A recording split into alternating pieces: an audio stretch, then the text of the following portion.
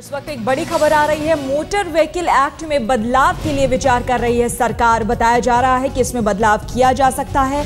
6 देशों के कानून का सरकार करेगी अध्ययन। इस अध्ययन को करने के बाद ये बदलाव किया जाएगा। अमेरिका, कनाडा, जापान का कानून जो है उसका अध्ययन करेगी। जर्मनी, सिंगापुर, इंग्लैंड के कानून को देखेगी। 6 देशों के कानून, मोटर व्हीकल एक्ट का जो कानून है उसे अध्ययन करेगी। रेड लाइट को सर्वर से जोड़ा जाएगा और बताया जा रहा है कि अगर 3 बार किसी ने ऐसा किया, नियम को तोड़ने की कोशिश की, तो उसका लाइसेंस रद्द कर दिया जाएगा।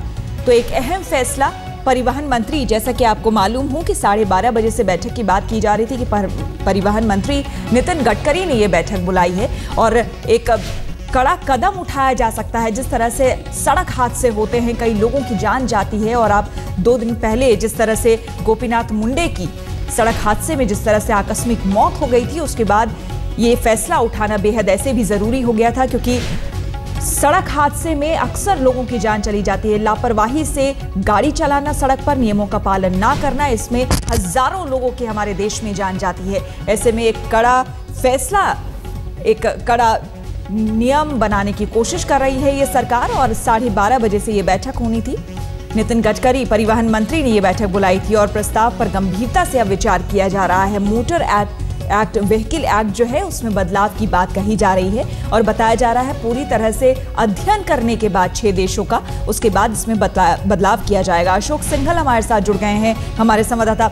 अशोक, बेहद जरूरी था ये, जिस तरह से हजारों हजार लोग हमारे देश में जान गंवाते हैं रोड हादसों में, सड़क हादसों में, ऐसे में ये कदम जो है सरकार की तरफ से सराहनीय कहा जाएगा।